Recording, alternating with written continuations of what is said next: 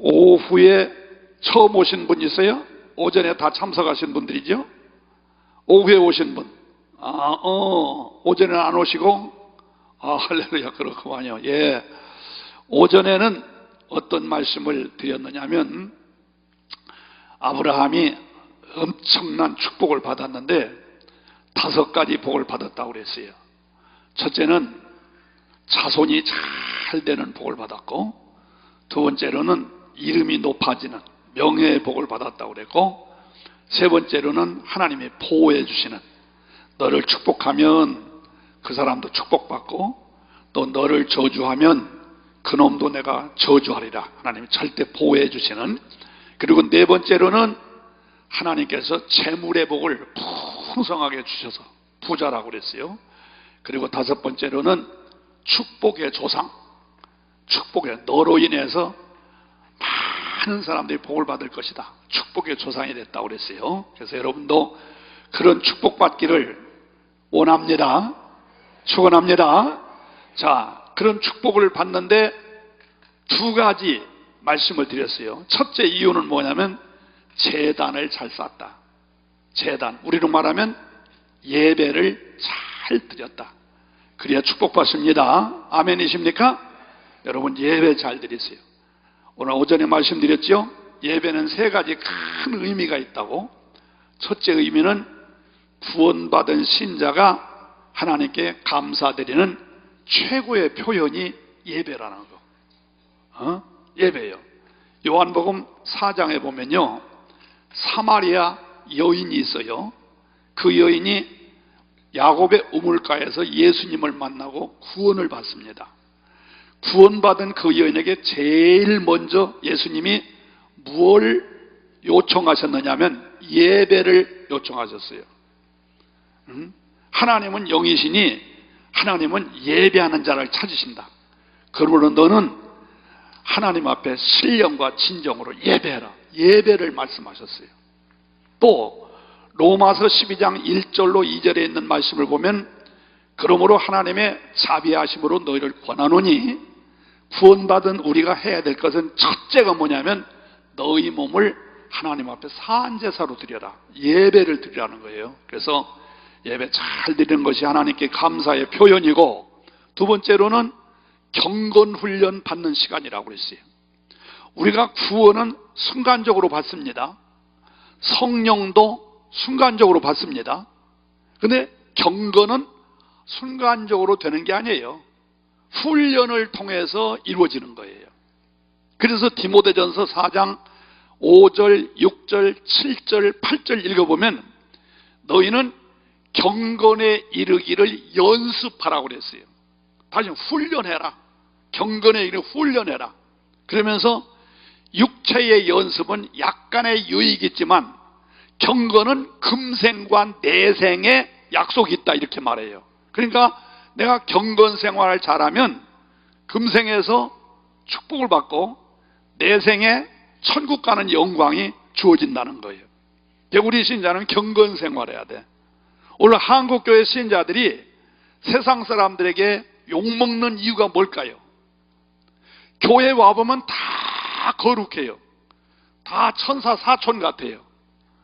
그런데 밖에 나가면 엉망이에요, 엉망. 예수 믿는지 안 믿는지, 오히려 예수 믿는 사람이 더 싸납고 고집세고 쉽게 안 풀고 이익이면 양보 안 하고, 이러니까 세상 사람들이 비웃는 거예요. 여러분, 요즘은요, 우리가 전도할 때에 예수 믿으세요, 교회 다니세요, 축복받습니다, 안 통합니다. 안 통해요. 뒤에서 뭐라고 말해요? 니나 잘 믿으라는 거예요. 제가 살고 있는 집이 있는데, 제가 은퇴했는데도 교회를 개척해가지고 좀 교회를 하고 있어요.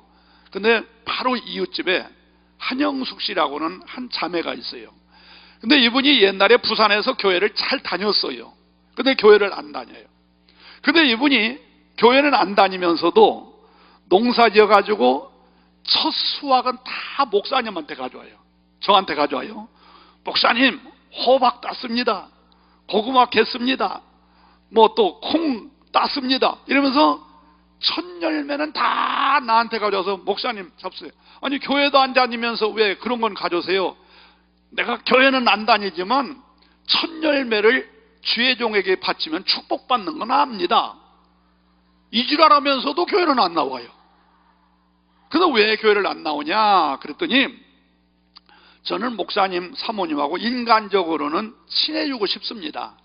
또 제가 몇 년 옆에 살아보니까 참 목사님이 양반이시네요. 근데 제가 교회를 안다는 이유는 제가 부산에서 신자들한테 사기당했습니다. 신자들한테 내가 여러 번 속았습니다. 그래서 내가 마음으로는 하나님을 믿는데 또 목사님은 존경하는데 교회는 다니고 싶지 않습니다. 그럼 언젠가는 나오리라고 생각합니다만 여러분 경건 생활해야 돼. 할렐루야. 경건 생활은 현세에서 축복받고 내세에서 하나님 나라에 가면 상급받아요. 근데 이 경건 생활은 하루아침에 되는 게 아니야. 훈련을 통해서 이루죠. 훈련을 통해서. 언제? 예배를 통해서. 그러니까 예배를 자주 드리면 경건 훈련을 자주 받으니까 경건해지는 거예요. 마치 여러분 운전하실 줄 알지요? 운전 우리가 이론상으로 다 배워도 안 되잖아. 그러면 옆에서 조교가 일러주면 잘 안 돼요. 근데 자꾸 해버릇 하면 자 이제는 좌회전이다 우회전 생각 안 해도 딱 현상에서 그냥 되는 거예요. 그냥 늘 하면서. 그렇듯이 신앙생활도 예배를 통해서 자주 예배를 드릴 때 경건훈련을 받는 거예요. 그래서 예배 자주 드리시기를 바랍니다. 할렐루야. 또 예배는 가장 중요한 것이 뭐라고 그랬죠? 구원받은 신자가 축복받는 지름길이다. 지름길이다. 그러니까 아브라함도 예배 잘다 축복받았어. 이삭도 창세기 26장 25절에 보면 예배드리다 복을 받아요. 야곱이도 형님을 속이고 아버지를 속이고 도망다니면서도 제단 쌓는 일은 놓치지 않습니다. 그래서 하나님 축복하세요. 이스라엘의 역대 왕들 가운데 최고의 부귀영화를 누린 왕이 솔로몬인데 솔로몬이 언제 축복을 받습니까? 일천 제단 쌓다 복을 받습니다. 지혜 얻고 복을 받습니다. 그러므로 우리가 예배를 잘 드려야 축복받는다. 아멘 하시기 바랍니다. 그래서 모든 예배를 잘 드리되 특별히 무슨 예배? 주일 예배 잘 드려라. 주일 예배 잘 드리면 하나님께서 즐거움의 복을 주시고 땅의 높은 곳에 올려주고 야곱의 업으로 기르는 복을 주실 줄로 믿습니다. 할렐루야. 주일 성수 잘하세요.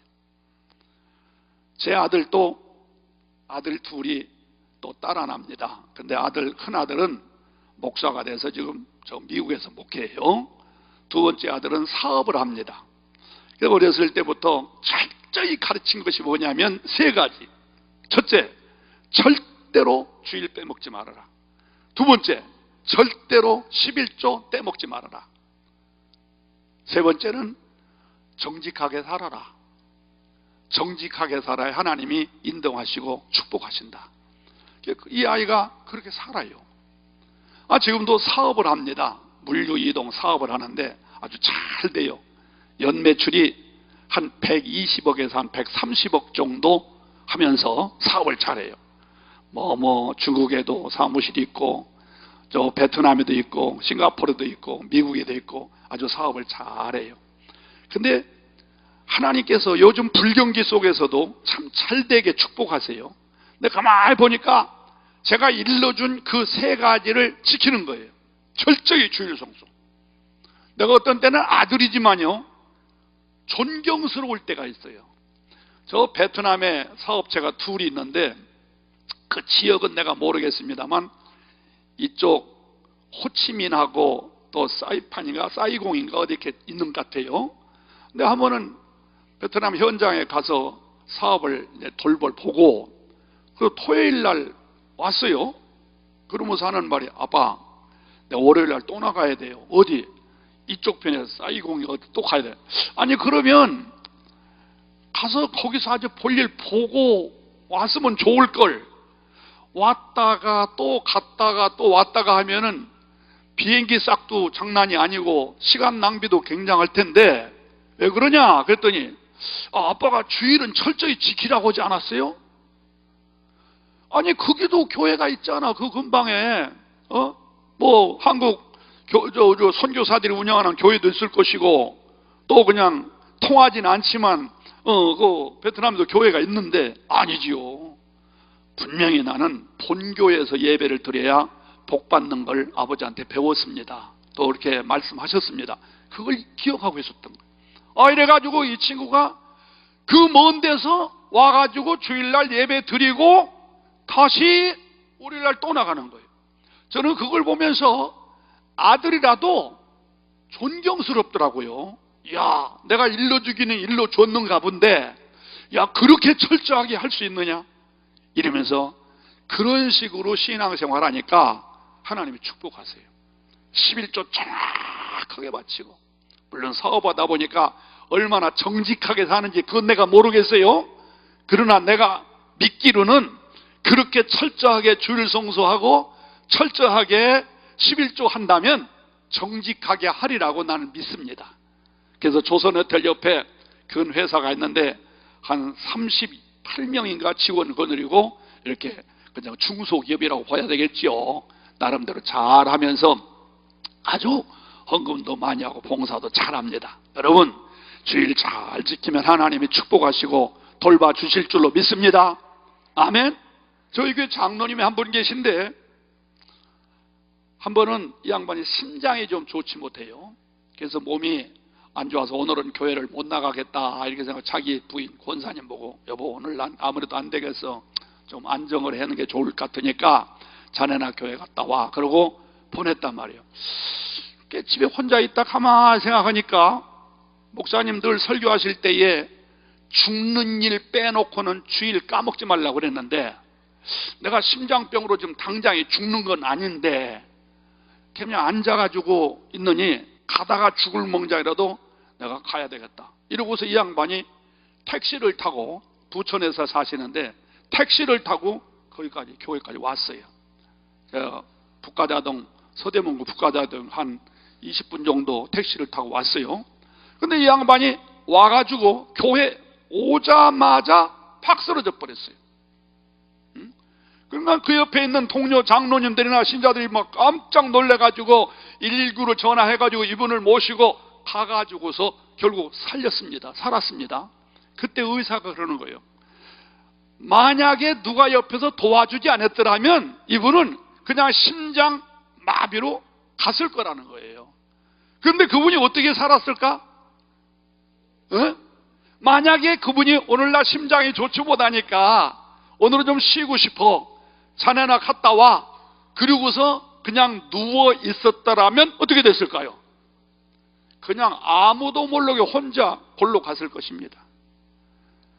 그러나 내가 주일을 지키다가 죽을 값이라도 죽는 일 빼놓고는 내가 주일은 지켜야 되겠다는 목사님의 말씀을 따라서 왔으니까 산 거예요. 왔으니까.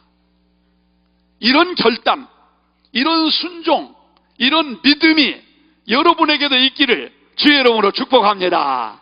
할렐루야. 예배 잘 드려야 돼. 그리고 두 번째 무슨 말씀했죠? 아브라함은 믿음이 좋았다고 그랬어요. 믿음이 좋았다. 바랄 수 없는 중에 바라는 창조적 믿음, 긍정적 믿음이 있었다. 두 번째는 약속. 하나님의 약속은 절대로 변함이 없다. 하나님의 약속을 믿는 믿음이 있었다. 세 번째로는 흔들리지 않는 견고한 믿음이 있었다 그랬어요. 그래서 오전에 나오시지 않은 분들을 위해서 이 견고한 믿음에 대해서 강조하고 싶습니다. 우리 신자들이 신앙생활을 하는데 세 가지 주의할 것. 첫째, 침체. 중단하면 안 돼요. 두 번째, 허무감. 해도 소용없다. 해도 아무 소용없더라. 그 절대 유혹에 넘어가지 말아요. 세 번째는 의심. 의심하면 다 끝나는 거예요. 그러므로 끝까지 믿는 믿음. 다 같이 시작. 끝까지 믿는 믿음. 시작. 끝까지 믿는 믿음. 할렐루야. 천지는 변해도 하나님의 말씀은 변함이 없기 때문에 그 말씀을 믿고 끝까지 지구력 있게 인내력 있게 견고하게 믿으면 여러분들에게 반드시 꿈과 목적과 기도의 제목이 이루어질 줄로 믿습니다. 할렐루야.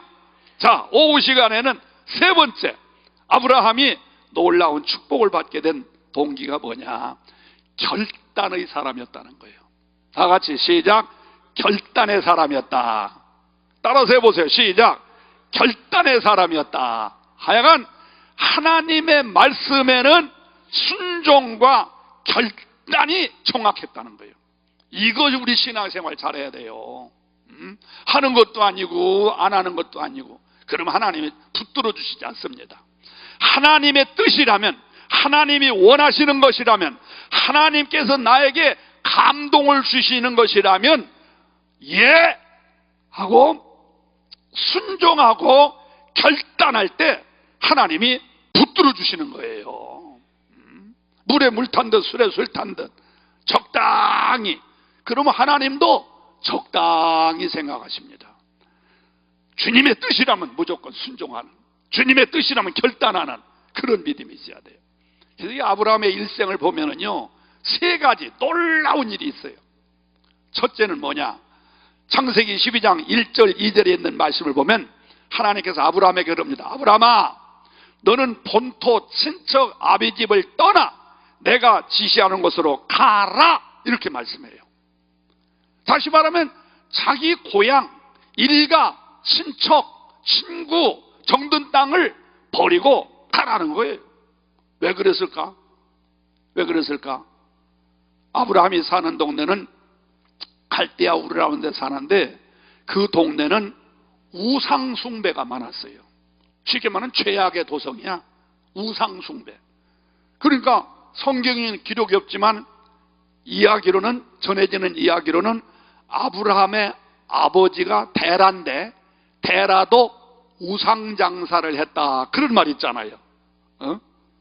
목사님들이 그런 얘기 하지요. 그래서 이 아브라함이 자기 아버지가 우상장사하니까, 아버지 그 우상장사 때려치우세요.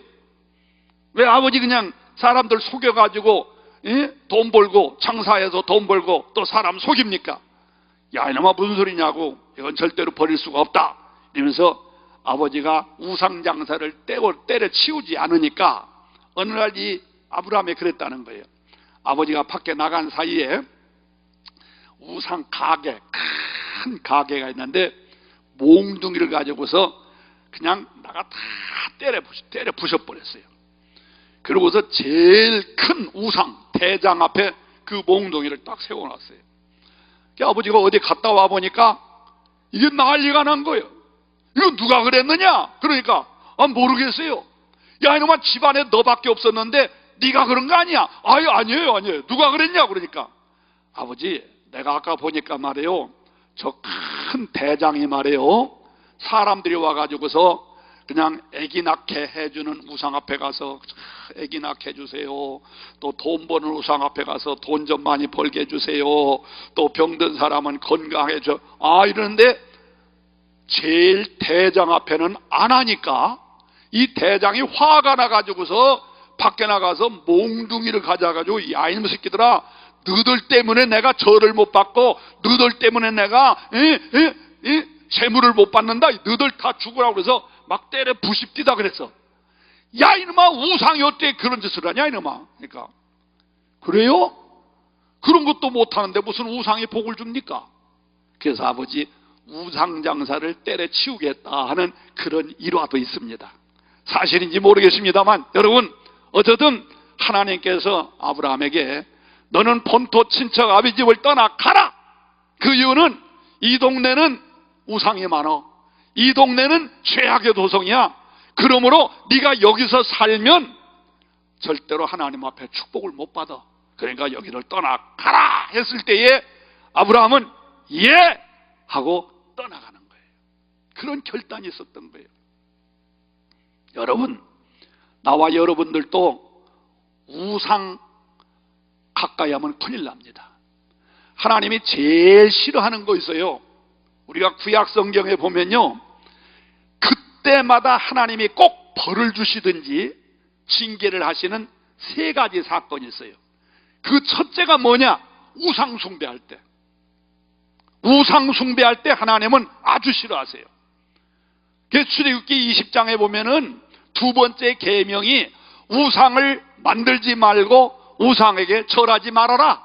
만약에 네가 그러면 3, 4대까지 내가 보응을 주겠다.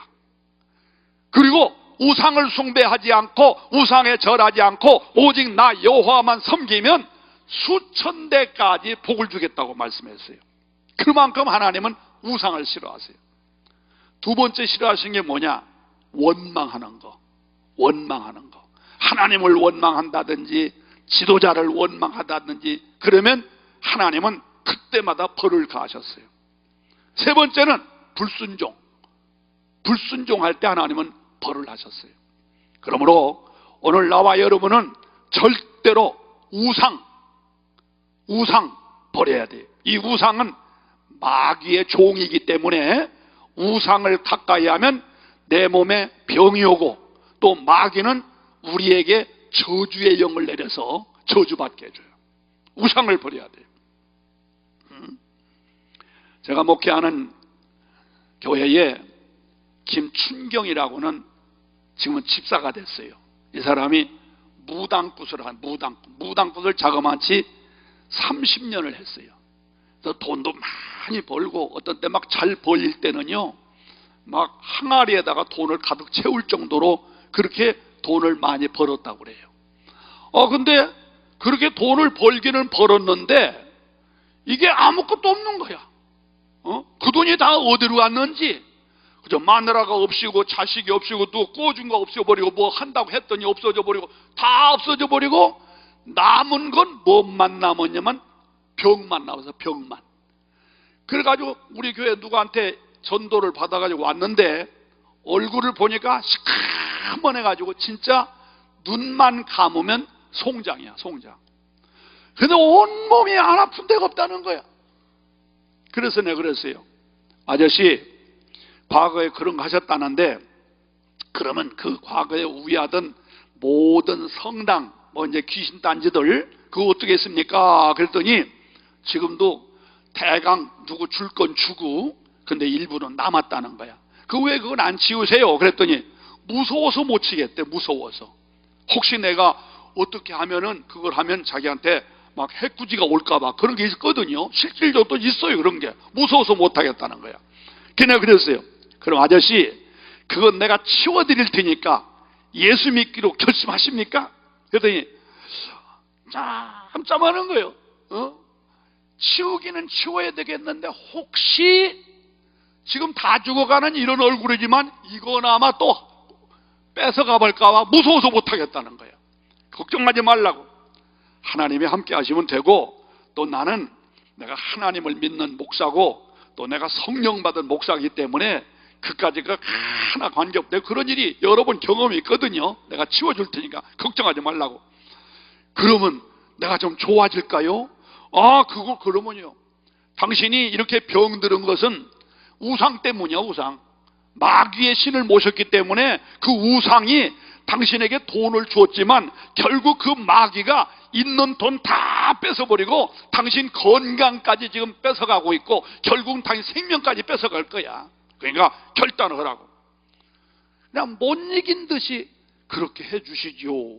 제가 가보니까 아니나 다를까 별별 것이 다 있어요. 무슨 이 쌀독에 뭐가 들어있고 여러 가지 별것이 다 있어요. 걔 때려다 전부 내 때려 부시고 그냥 불질러 버리고 그리고 왔어요. 그 다음 주에 나와서 내가 간절히 기도했어요. 이제 어떻습니까? 근데 솔직히 두려워요. 무서워요. 아직도 그냥 그 귀신이 와서 나를 어떻게 할까 겁나요. 그래. 걱정하지 말라고. 내가 붙들고서 간절히 기도해 주면서 예수의 이름으로 명하나니 모든 귀신 마귀는 물러날지어다. 우상을 숭배했던 모든 마귀는 물러날지어다. 예수의 피로 예수의 십자가로 예수의 능력으로 이 마음을 사로잡고 있는 모든 질병은 물러날지어다 하고서 간절히 기도했더니 이 양반이 퍽 쓰러져요. 그러니까 주변에 있는 사람들이 겁이 나가지고 걱정하지 말라고.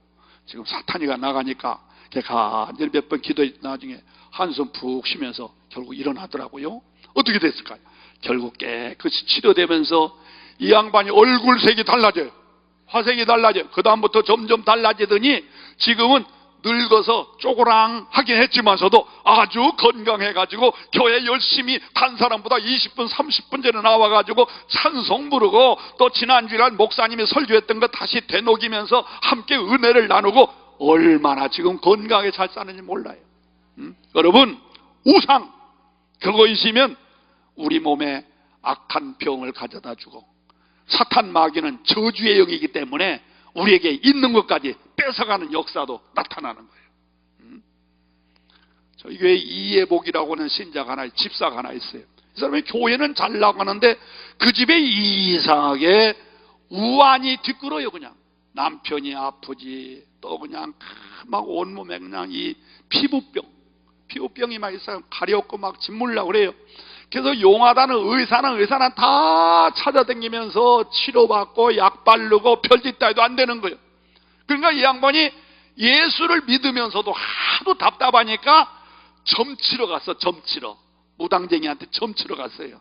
그래서 점을 이렇게 치니까 그 무당쟁이가 그러더래. 당신은 교회 가야 살겠네? 이러더라는 거야. 무당쟁이도 또 옳은 소리 할 때가 있어.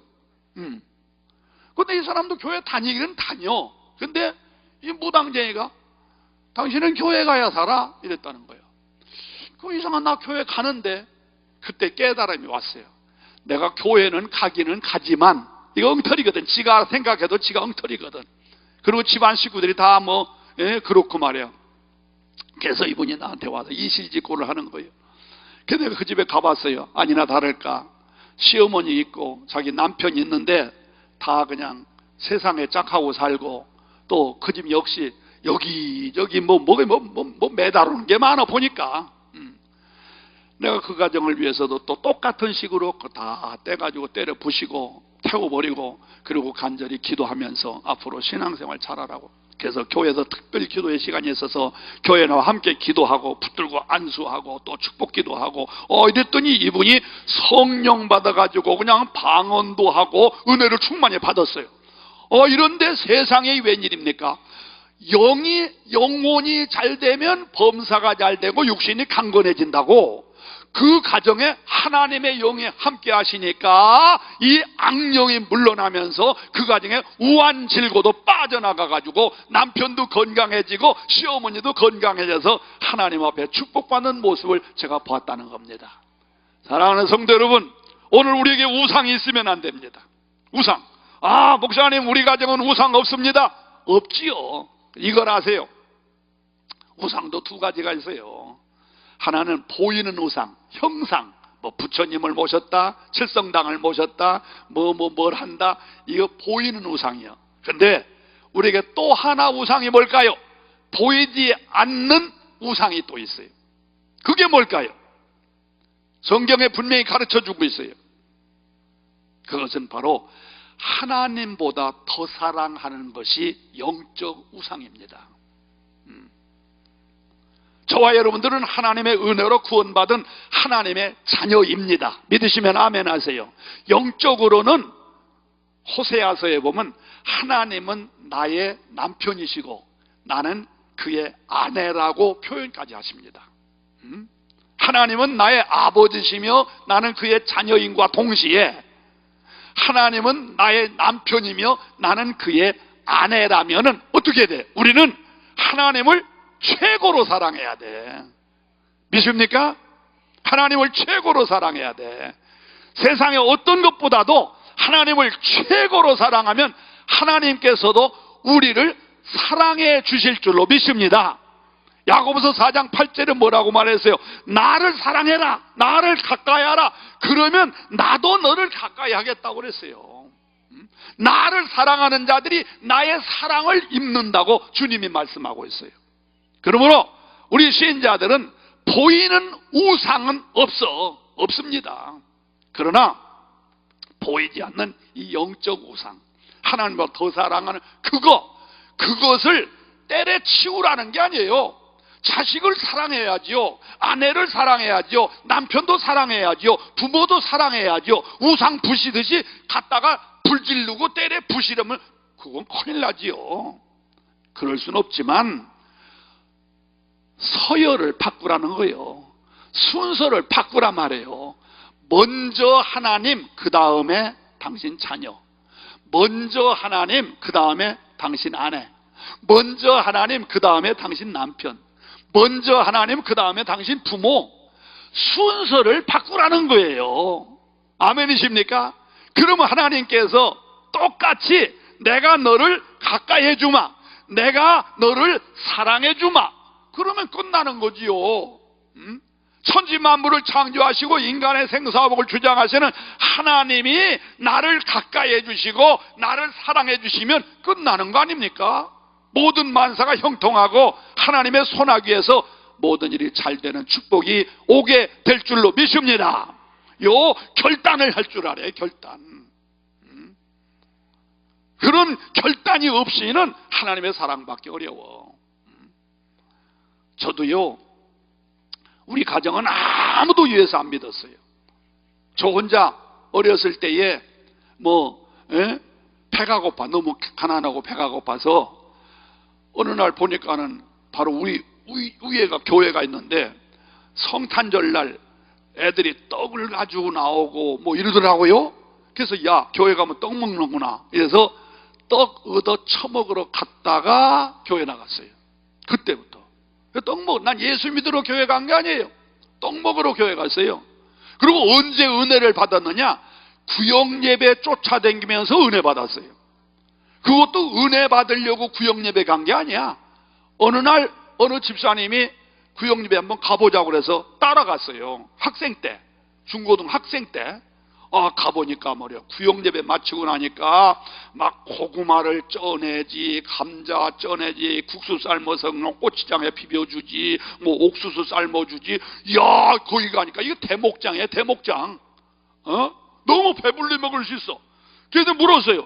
예배 드릴 때마다 이렇게 줍니까? 그러니까 그렇다고, 예배 드릴 때마다 준대. 그래서 얻어 처먹으려고 구역예배 쫓아다니다 은혜 받았어요. 어쨌든 동기는 그렇게 됐는데 그래도 나름대로 은혜를 받고 신앙생활 잘 했습니다. 그랬더니 하나님께서 축복하시는데요, 저희 가정은 부자는 아니지만 그런대로 자녀들, 우리 아버님이 자녀들에게 다 논, 밭, 집 지어주고 다 나눠줬는데 저는 땡전 하나 얻은 게 없어요. 오직 나는 예수 믿는 것밖에 없었어요.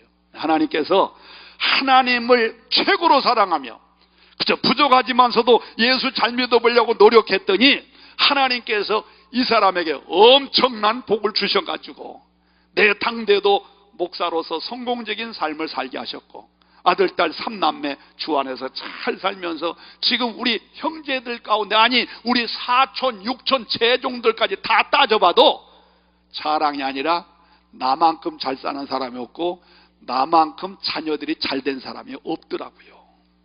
나 이걸 보니까 하나님에게 점수 따야 되는구나. 하나님에게. 저는 요즘 목사지만서도 저는 기도할 때 그럽니다. 하나님, 목회 잘하게 해주세요. 필요하지요. 그러나 저는 그런 기도보다도 하나님, 저는 목사로서 성도의 삶을 바로 살게 하여 주세요. 성도로서 진짜 성도로서 바른 삶을 살게 해주세요. 그래서 저는요, 목사로서 잘 살려고 하는 것보다도 성도로서 바로 살려고 늘 노력합니다. 그래서 제가 늘 기도하는 것이, 매일 새벽마다 기도하는 것이 성령의 전신 갑주를 위한 기도를 합니다. 에베소서 6장에 보면은 성령의 전신 갑주가 있지요. 머리에는 구원의 투구를 쓰고, 가슴에는 의의 흉패를 붙이고, 허리에는 진리의 띠를 띠고, 발은 복음의 신을 신고, 한 손에는 믿음의 방패를 가지고, 한 손에는 성령의 검을 가지는 것, 이게 성령의 전신갑주입니다. 그래서 저는 이걸 놓고 매일 기도하는 거예요. 하나님, 구원의 투구, 구원받은 하나님의 자녀로서 바로 살게 해 주옵소서. 구원의 확신 흔들리지 않게 하여 주시옵소서. 하나님이 나와 함께 하시고 하나님이 나의 아버지시고 하나님이 나에게 영생을 주시고 죽어도 천국 갈 수 있는 이 은혜를 주신 구원의 확신이 분명하게 하여 주시옵소서. 흔들리지 않게 하여 주시옵소서. 약해지지 않게 하여 주시옵소서. 이렇게 손댄 머리 하면서 그냥 기도하는 거예요. 그래서 덤으로 영적인 축복만 주실 것이 아니라 육신의 복도 주셔서 눈도 어둡지 않게 하시고 기도 먹지 않게 해주시고 또 목도 튼튼하게 하시고 또 정신도 건강해서 치매 걸리지 않게 하시고 늘 그런 기도해요. 늘. 또 가슴도 마찬가지. 하나님 의의 형편을 붙이해 주옵소서. 의가 뭡니까? 의, 옳은 의, 옳게 살라는 거예요. 진실하게 살라는 거예요. 성실하게 살라는 거예요. 바르게 살라는 거예요. 하나님 바르게 살게 해주세요. 옳게 살게 해주세요. 진실하게 살게 해주세요. 성실하게 살게 해주세요. 기도하는 거예요. 이게 성도 아닙니까? 그래서 육신적으로도 하나님 또 육신도 건강해 해주세요. 가슴에 있는 폐, 심장, 간, 신장 이거 튼튼하게 해주세요. 매일같이. 허리는 진리의 띠. 진리가 뭐예요? 진리는 말씀이고 예수 그리스도가 진리지요. 언제든지 말씀의 띠, 예수의 띠를 띠고 바로 살게 하여 주시고 또 육신적으로는 그저 허리 디스크 걸리지 않게 하시고 또 큰 위장도 튼튼하게 하시고 건강하게 하시고 또 나이 드신 분들 되게 전립선 있는데 전립선도 건강해서 그냥 소변도 팍팍 쏟아져 나오게 해주시고 하나님이 축복하시는 거예요. 응? 복음의 신을 신고 복음은 뭐 다 아시다시피 누구든지 만나면 복음 전하게 하시오. 그 사람 믿든지 안 믿든지 예수 믿으세요. 교회 나가세요. 예수 믿어야 축복받습니다. 복음의 신을 신어야 돼. 응? 만나서 뭐 돈 버는 얘기, 아파트 당첨되는 얘기, 뭐 자식이 잘된 얘기보다도 복음의 신, 먼저 복음을 전하는 거예요. 그러면서 육신적으로는 하나님 무릎과 발목에 관절이 생기지 않게 하시고 그저 죽을 때까지 걷고 마음껏 뛰게 하세요. 그래서 지금도 내가 82세 77세입니다만서도 아직도 그냥 앉았다 일었다 마음대로 하고 매일 등산도 할 수 있고 이게 얼마나 감사해요. 믿음의 방패를 가지고 성령의 검을 가지고 그저 믿음으로 유혹을 이기고 믿음으로 의심을 깨치고 믿음으로 침체를 물리치고 말이에요. 믿음으로 허무성도 물리치고 믿음으로 성령의 검, 말씀의 검을 가지게 하시고 그래서 뿐만 아니라 육신적으로도 건강해서 두 손 두 발 마음대로 쓰게 하시고 이런 기도를 날마다 해요. 날마다. 매일 새벽마다 해요. 매일 새벽마다. 그래서 아까 말씀드린 대로 성도로 본분을 다하게 하여 주세요. 이게 성도 아닙니까? 구원의 투구를 쓰고 의의 형편을 붙이고 진리의 띠를 띠고 복음의 신을 신고 믿음의 방패와 성령의 검을 가지고 이게 성도 아닙니까? 그래서 저는 목사로서 보다도 성도로서 바른 삶을 살게 하여 주시옵소서. 이렇게 했더니 하나님께서 진짜 복을 주신다니까. 믿으시면 아멘 하세요. 진짜 복을 주세요. 많은 우리 동기들이 우리 후배들이 목사님은 세월이 거꾸로 갑니다. 어떻게 젊으세요? 제가 나이가 77살이에요 아직도 건강해요. 병원 침대 신세 한 번도 져본 적이 없어요. 병원에 가본 적이 가보지 않은 건 거짓말이고 침대 신세 져본 적은 하나도 없어요. 그래서 우리는 언제든지 하나님을 절대 사랑하는 이 믿음이 우리 마음속에 있어야 돼요. 하나님을 가장 가까이 하는 이 믿음이 우리에게 있어야 되는 거예요. 그럼 하나님도 가까이 해주시고 하나님도 여러분을 사랑해 주시고 하나님이 여러분의 삶의 현장 속에 구체적으로 간섭해 주시는 역사가 있을 줄로 믿으시면 크게 아멘 하십시다. 할렐루야. 이 결단이 필요한 거예요. 결단. 그런다고 해서 우리가 손해볼 것 같습니까? 인간적으로는요 하나님의 뜻대로 살려면 어려워요. 그런 얘기 많이 합니다. 우리 아들도 그 얘기해요. 솔직히 말해서 사업하다 보니까 참 어렵다는 거야. 술자석에 술 먹어야 되고 골프 칠 때 골프 치야 되고 그런 때가 있는데 아니다. 인간적인 생각으로는 네 말이 맞다. 그러나 우리는 하나님의 말씀을 믿자. 하나님이 분명히 말씀하셨지 않느냐. 신명기 28장 1절로 14절에 있는 말씀을 보면 하나님의 말씀 따라 순종하면 하나님 복 주신다고 했잖아. 세계 모든 민족 위에 뛰어나게 할 것이고, 들어가도 복을 받고 나가도 복을 받을 것이고, 너의 떡반죽 그릇이 복을 받을 것이고, 네가 남에게 구워줄 때는 구임을 받지 않을 것이고, 너를 해치러 온 사람의 한 길로 왔다 일곱 길로 도망갈 것이고, 네 손으로 하는 일마다 헛되지 아니하도록 하나님이 지켜주신다고 했잖아. 그러면 우리 하나님 편에 살자. 그 하나님이 도와주세요. 뭐 너무 욕심 부리지 말어. 왜? 이미 우리가 받은 축복이 헤아릴 수 없을 만큼 많어. 니나 내나 빈손으로 왔는데 오늘 얼마나 많은 걸 가지고 있지 않느냐? 내가 너에게 재산 한 푼도 넘겨준 거 없는데 너 지금 수십억 가지고 있지 않느냐 말이야. 욕심 부리지 말어. 그냥 하나님 말씀대로 살다가 하나님이 끝까지 주셔야 되는 거야. 아멘. 재물도 있다고 해서 무조건 부자라고 생각하면 안 돼.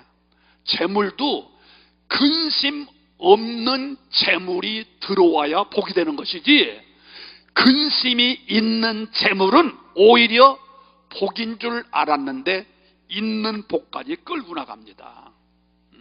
그래서 야베스가 참 멋있는 기도했어요. 야베스 4장 10절에 있는 말씀을 보면 야베스가 이런 기도합니다. 하나님, 나에게 복에 복을 더하시고 지경을 넓혀주세요. 이거 얼마나 멋있어요? 복에 복을 더하시고 지경을 넓혀달라 이거야. 그 축복이지요. 복 플러스 복이요. 복 알파 또 복이야 이게. 그 다음 말이 중요해요. 그리고 환난과 근심은 제하여 주세요 이렇게 말해요. 환난과 근심은 제하여 주세요. 그랬더니 하나님께서 그대로 이루어졌다고 그랬어요. 그러니까 우리들이 복에 복을 받고 지경이 넓어지는 것으로 복으로 알면 착각입니다. 착각이에요. 그 다음에 환난과 근심이 들어오지 않아야 이게 알짜 복이 되는 거야. 그런데 그런 복은 누가 주시느냐? 하나님이 주시는 거예요. 잠언에 있는 말씀을 보면 하나님은요 우리에게 복을 주시되 부하게 하시고 근심은 더하지 않는다고 그랬어요. 이게 진짜 복인 거예요. 그럼 그런 복을 누가 받느냐? 하나님을 가까이 하고 하나님을 사랑하는 사람에게 그런 복을 주는 겁니다.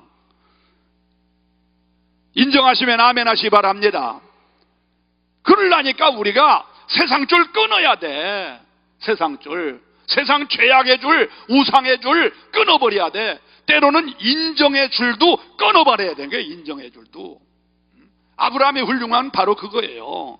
창세기 21장 10절, 11절, 12절에 보면 아브라함의 또 하나 순종과 결단이 있습니다. 아브라함의 가정에 하갈이 있고 이스마엘이 있어요. 근데 그때에 사라는 아들이 없었어요. 근데 나중에 사라가 아들을 낳습니다.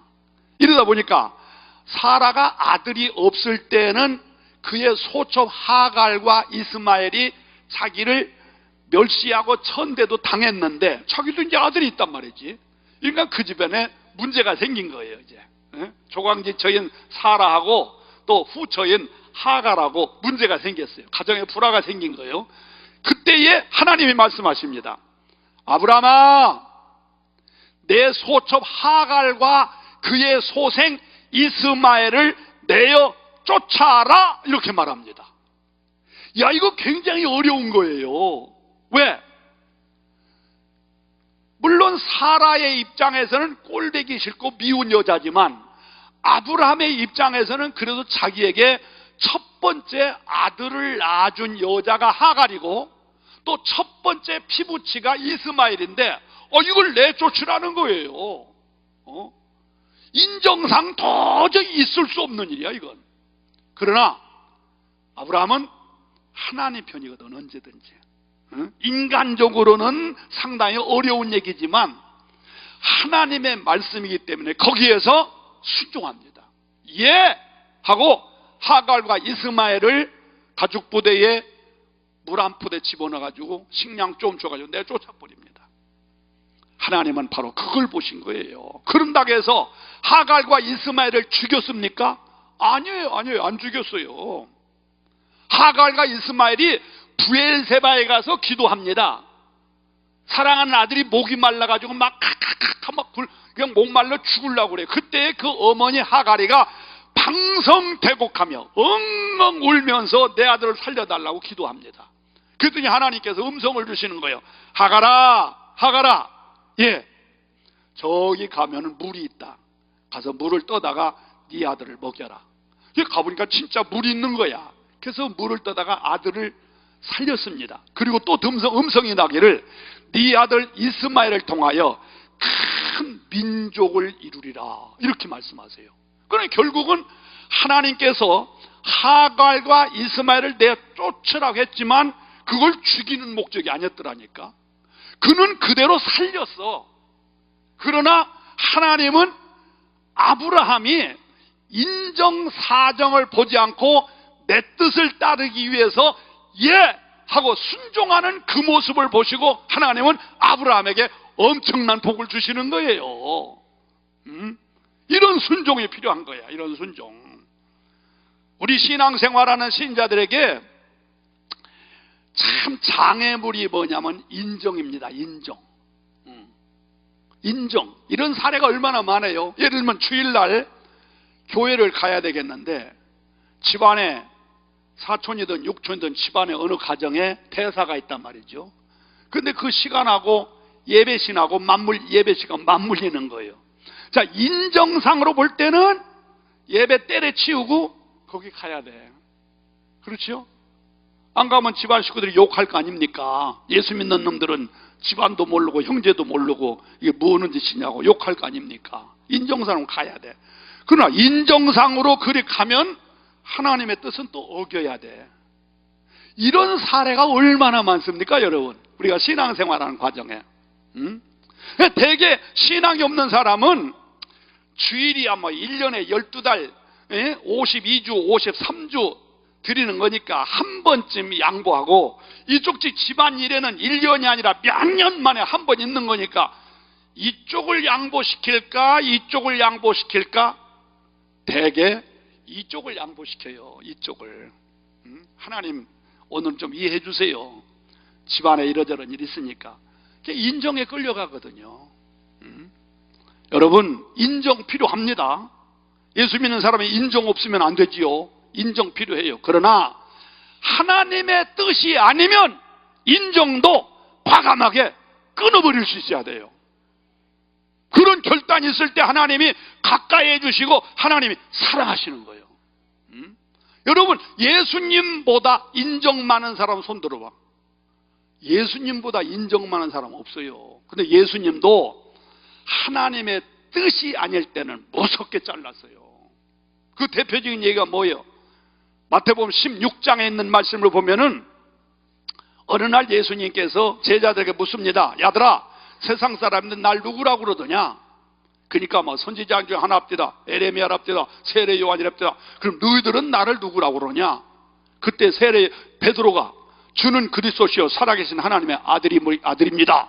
그때 예수님께서 시몬 베드로에게 세 가지 복을 주시지요.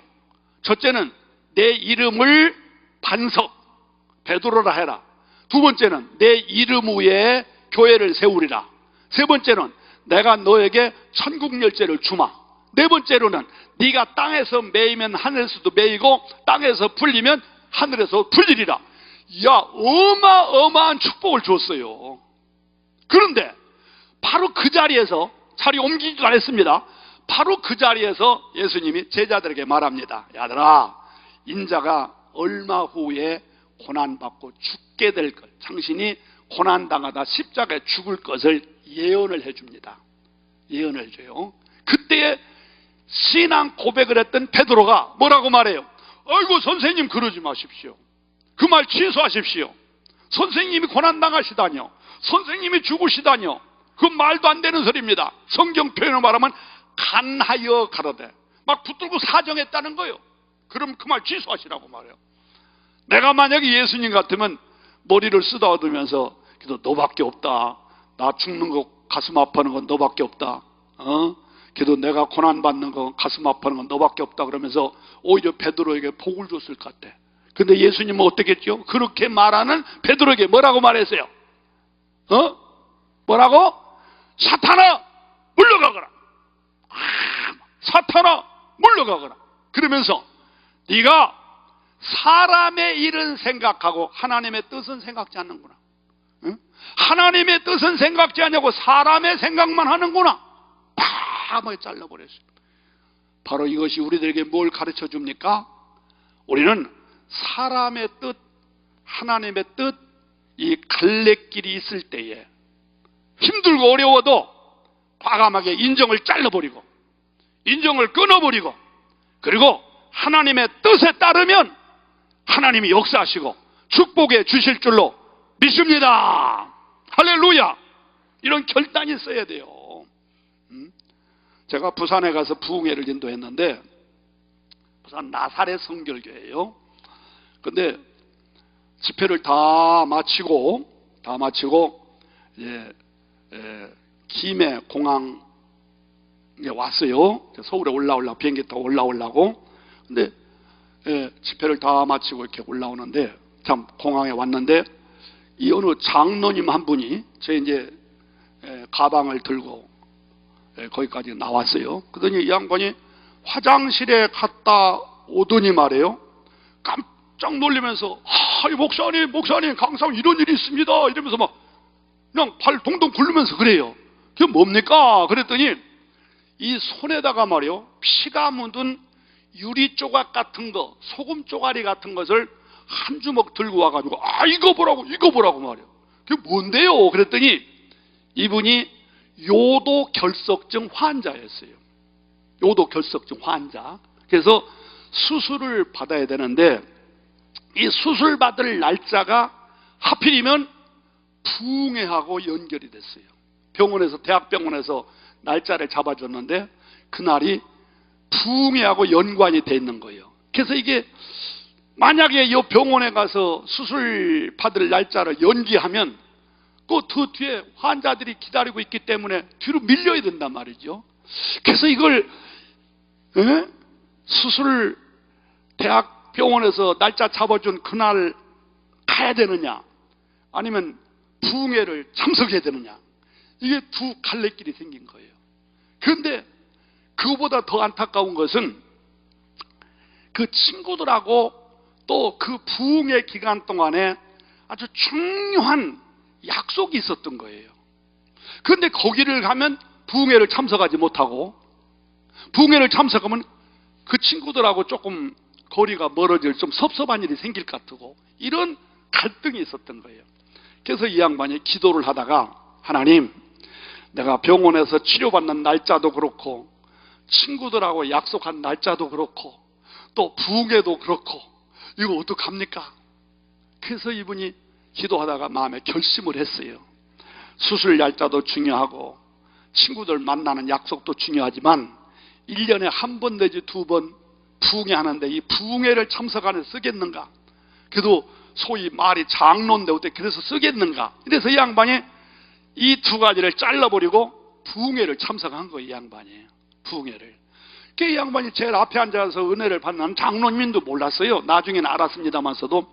그래서 그냥 얼마나 사모하고 얼마나 간절히 기도하고 그냥 말씀을 경청하고 그래요.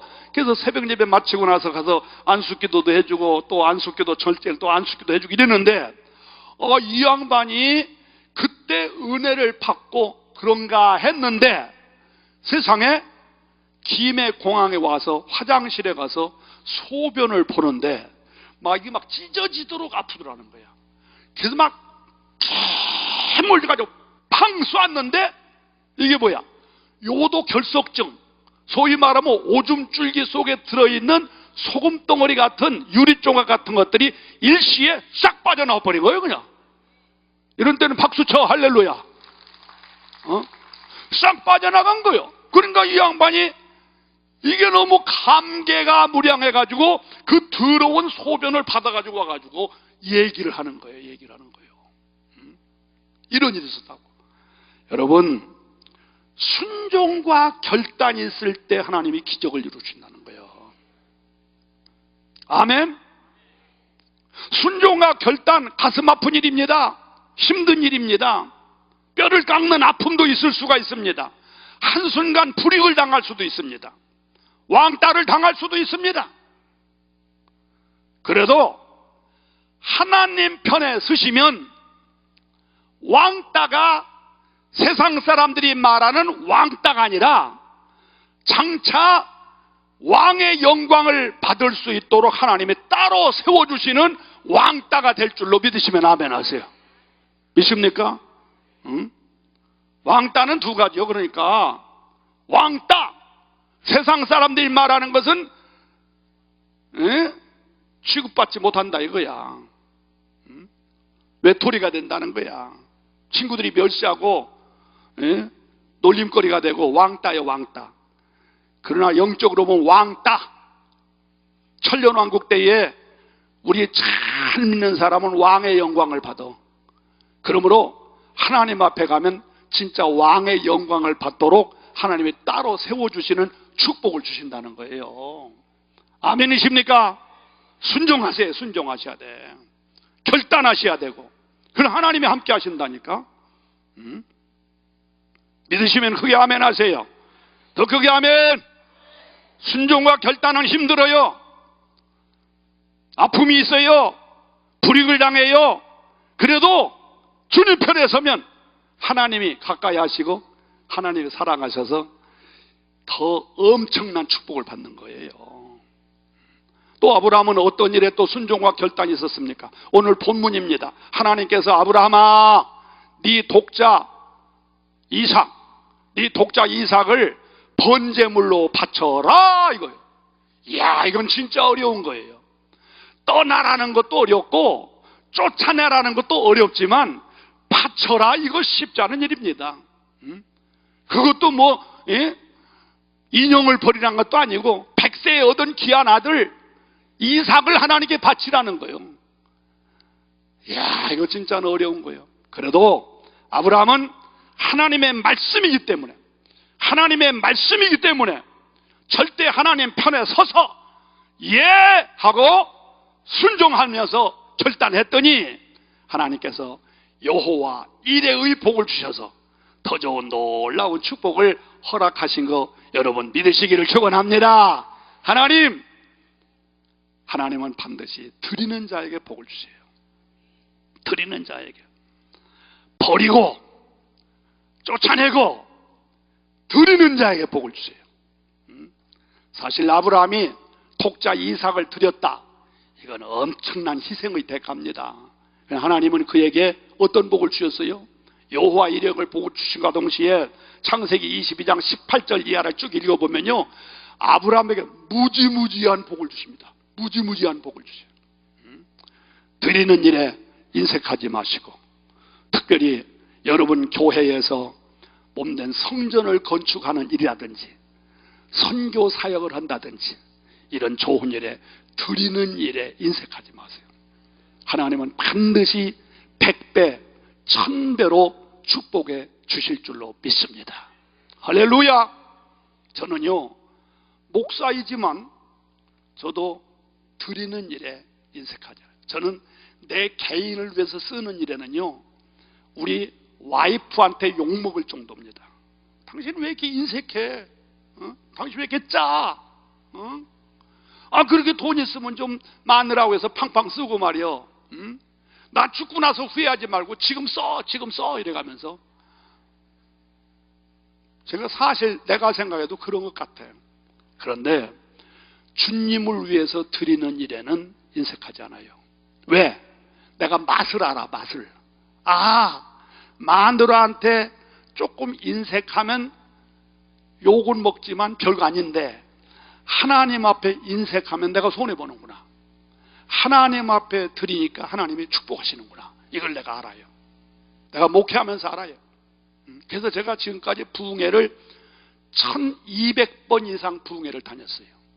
1200번이 엄청난 겁니다. 돈으로 계산하면요 수십억입니다. 수십억. 그래도 쌓은 돈이 없다면 거짓말이고 별로 없어요. 왜? 목회하면서 성전 건축을 5번 했어요. 수양관 건축을 또 했어요. 이러다 보니까는 하나님 앞에 얼마나 많이 드렸는지 말이에요. 우리 장로님들, 우리 권사님들 나만큼 드린 사람이 없어요. 그렇게 드렸어요. 그랬더니 하나님이요, 나에게 어마어마하게 복을 주시고, 나에게 주다 말은 걸 누구에게 주느냐? 자녀들에게 또 주시더라고. 자녀들에게 또 주세요. 나는 내가 알아. 아까 내가 말했죠? 부모에게 나는 땡전 하나 받은 거 없어요.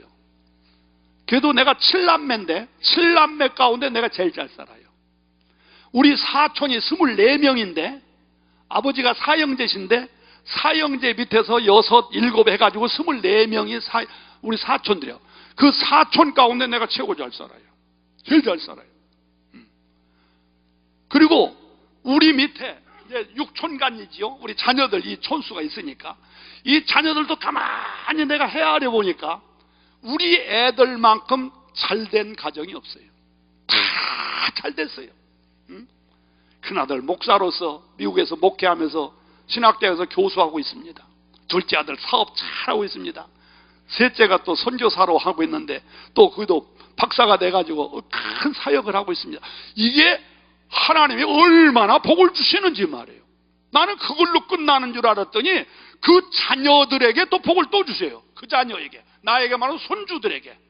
그래서 우리 큰아들 손주는 아주 인류대학에 들어갔어요. 또 딸 사위인 딸 손주는 이번에 이제 대학 들어갔는데, 외국에서 공부한 사람은 12년차 특채가 있어가지고 대학에 들어갔는데 말이에요, 5군데 입학원서는 4군데 합격했어요. 벌써 다 합격했어요. 서강대, 고대, 또 성균관대, 또 한양대, 또 어디야? 연대. 근데 연대만 떨어지고 다 됐어요. 4군데 다 됐어요. 그래서 어디 갈래? 그랬더니 그래도 고대 가야지요 그러더라고요. 잘했다. 하나님 이렇게 복을 주시더라고요. 내가 하나님 앞에 드렸더니 하나님이 내 당대에 나에게도 복을 주시지만 못 다 준 거 내 자녀들에게 또 주시더라니까. 할렐루야. 여러분, 성전은 뭡니까? 성전은 성경적으로 말하면 하나님의 집입니다. 예수님이 계신 곳입니다. 진리의 터전입니다. 성령의 전입니다. 예수님께서 당신의 핏값을 주고 산 곳입니다. 그러므로 이 성전은 곧 하나님이요 예수님이요 성령님이십니다. 그렇기 때문에 우리가 성전을 위해서 드리는 거 하나님이 100배 1000배로 복을 주시는 줄로 믿으시면 크게 아멘 하시 바랍니다. 더 크게 아멘 하시 바랍니다. 제가 이 얘기만 하고 끝날게요. 제가 목회하는데 노성순이라고 집사가 하나 있어요. 이분이 시집을 갔는데 딸은 하나 낳았는데 아들을 못 낳았어요. 그래서 그 남편이 아들 하다가 결국 아들 하다가 딴짓 했어요. 그래서 다른 여자를 만나가지고 아들을 낳고 사는데 그 여자 가만히 있을 수 없잖아요. 또 그 남편도 착해요. 당신하고 같이 있기는 어렵고 내가 저 여자를 버릴 수는 없고 말이에요. 아들까지 낳아줬는데 그러나 당신을 버릴 수도 없고 그러니까 내가 별건 아니지만 내가 가지고 있는 집 줄게 이러면서 연립주택 한 채를 줬어요. 이분에게 주고 딸은 내가 키우겠다 이랬어요. 이 집사가 참 기가 막히지요. 그래도 어떡하겠어요. 거기서 있자니 아들도 못 난 주제. 요즘 별거 아니지만 옛날에 좀 그랬잖아요. 그냥 할 수 없이 살고 있는데 근데 얼마 후에 교회를 열심히 다니면서 하는데 우리가 그 당시 성전 건축을 하는데 이제 특별 헌금을 할 거 아니겠습니까? 그때 이분이 한번 찾아와가지고서 목사님 저 집 팔아가지고 성전 건축 헌금 바치겠습니다. 깜짝 놀랐어요. 집사님 안 됩니다. 왜? 그분이 남편이 있다든지 또 돈벌이가 좋으면 바치고 또 사면 되지만 그거 한 번 남편한테 받은 거 그거 팔아버리면 어떡하자는 거예요. 안 됩니다. 내가 말렸어요. 근데 아니에요. 제가 기도하는 가운데 드리고 싶어서 그래요. 딸도 없고 그런데 나 혼자 아무리면 못 살겠어요. 이러면서 바치겠다고 그래요. 하도 그래서 내가 그랬어요. 그러면 바치되 방을 한 칸을 전세를 놔라. 전세를 놔서 전세는 그 돈을 바쳐라. 그랬어요. 내가. 나중에 돈 벌면 갚으면 되고 또 없으면 없는 대로 방학 하나 없이 살면 사는 거니까 그렇게 권했더니 알겠습니다. 근데 나중에 기도하는 가운데에 목사님 제가 그냥 드리고 싶어요. 그러더니 이 양반이 딱 드리는 거예요. 그러면서 거꾸로 내가 전세 살 돈은 가질랍니다. 전세만 바치라 했더니 전세 살 돈을 가지고 나머지는 바치겠습니다 이러는 거야. 무슨 소리 알아듣겠죠? 이 양반이 결국 전세 돈만 놔두고 나머지는 싹 바쳐버렸어요. 그리고서 전세 돈을 가지고 우리 동네 백번지라고 하는 데다가 전세를 얻었어요. 거기서 사는 거예요. 참 정말 뜨겁디다. 마음이 뜨겁고 참 어떻게 생각하면 저렇게 믿을 수 있을까? 이 목사지만 나도 저런 믿음은 없는데 성전 건축한다고 해서 자기 집을 팔아 바치고 전세 돈 바치라 했더니 거꾸로 지가 전세 살고 나머지는 바치고 이거 대단하구나. 그러고 지냈는데 여러분 놀라지 마세요. 얼마 후에 어떤 일이 있었느냐면요, 자기가 전세를 산 그 동네가 백번지라는 데가 거기가 재개발이 돼버렸어요. 재개발. 요즘은 어떻게 되냐면 그 당시에는요 이런 일이 있었어요. 그 동네에서 3개월 이상만 살면, 전세라도 3개월 이상만 살면 일명 딱지를 받았습니다. 그런 일이 있었죠. 요즘 모르겠어요. 요즘은 그런 일이 있는지 없는지 모르겠는데 그때는 그랬어요. 3개월 이상만 살면 딱지, 아파트 딱지를 하나 받았단 말이죠. 이 양반이 거기서 3개월, 6개월 정도 살았기 때문에 딱지를 받았단 말이죠. 그러나 이분이 딱지는 있지만 그걸 가지고 아파트 살 형편이 되겠어요? 안 되겠어요? 어렵잖아요. 그 딱지를 도로 팔았어요. 도로 팔았어.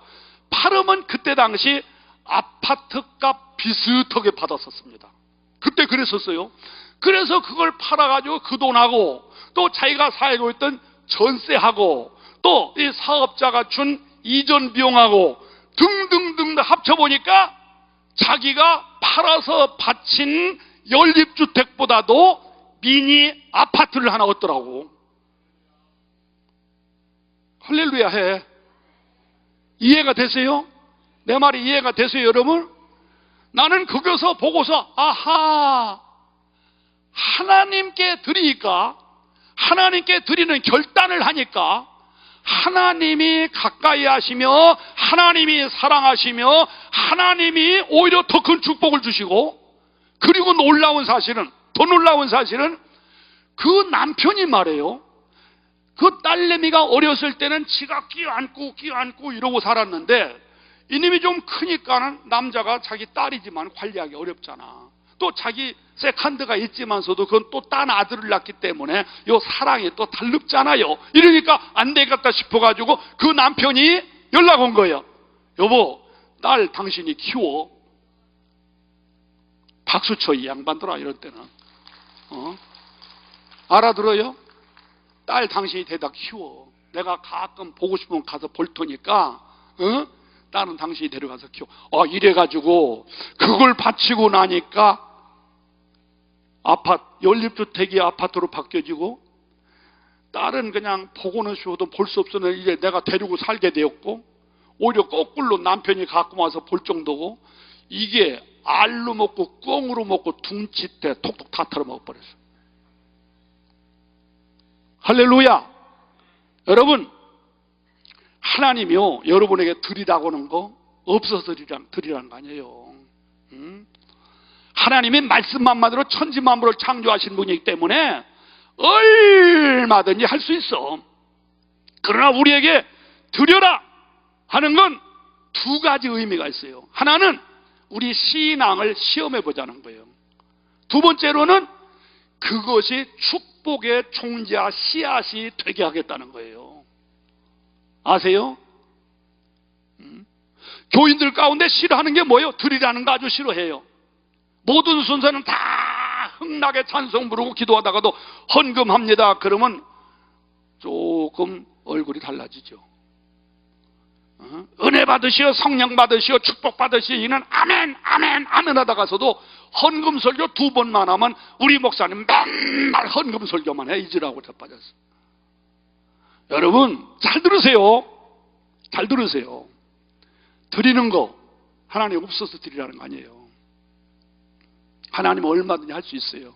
보리떡 5개와 물고기 2마리 가지고서도 5,000명도 먹이고 부스러기를 남기신 하나님이신데 뭐가 안 될 게 있어요? 그런 하나님이 들이시라고 하는 건 너의 신앙을 보겠다는 거예요. 너의 신앙을 내가 보겠다. 두 번째로는 그게 축복의 종자 씨앗이다.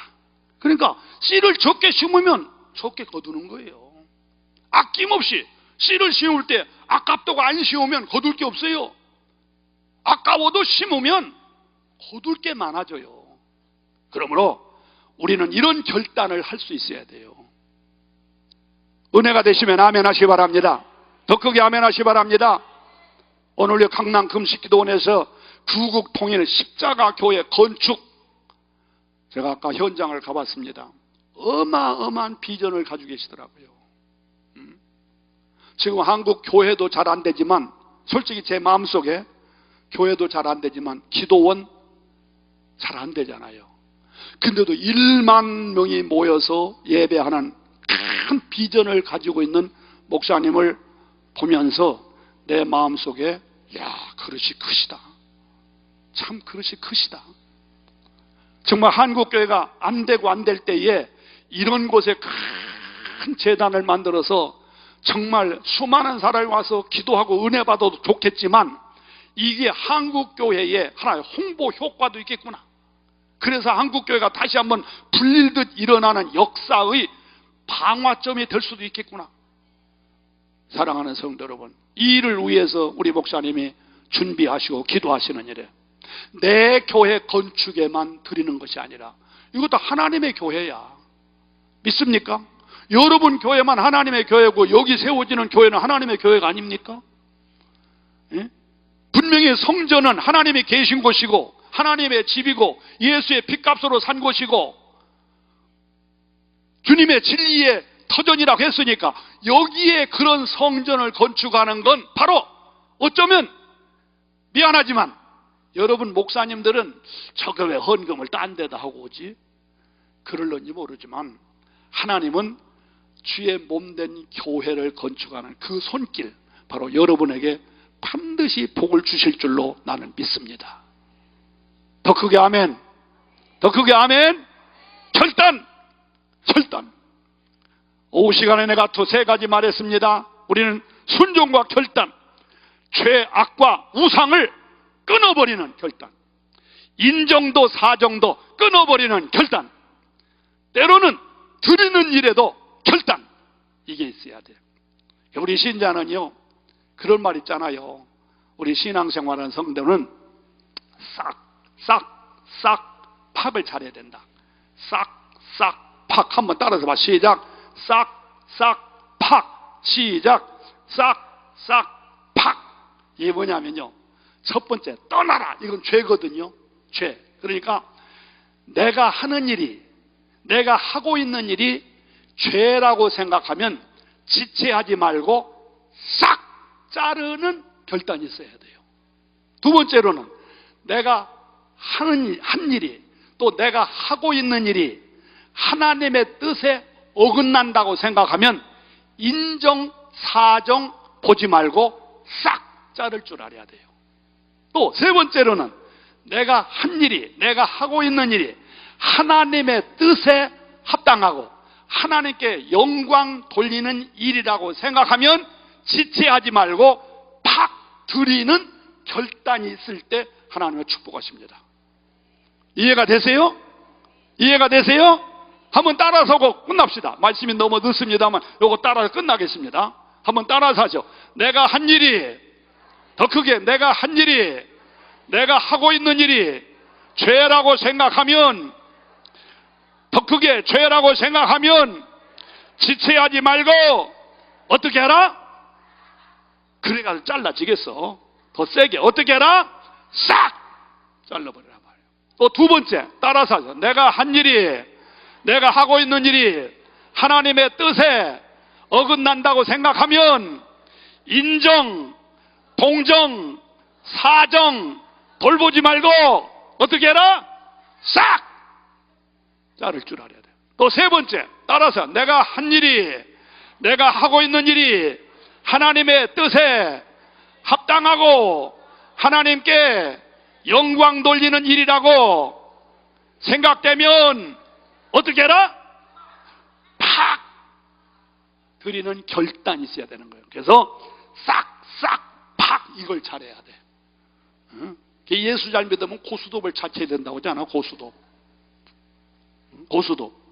화토 치는 고수톱이 아니고 영어로 고수톱. 고, 가라, 스톱, 정지해라. 이걸 잘해야 된다는 거야. 이해가 되세요? 한번 싹싹 팍만 하고 두 번만 해보고 끝납시다. 시작! 싹, 싹, 팍! 더 크게 시작! 싹, 싹, 팍! 시작! 싹, 싹,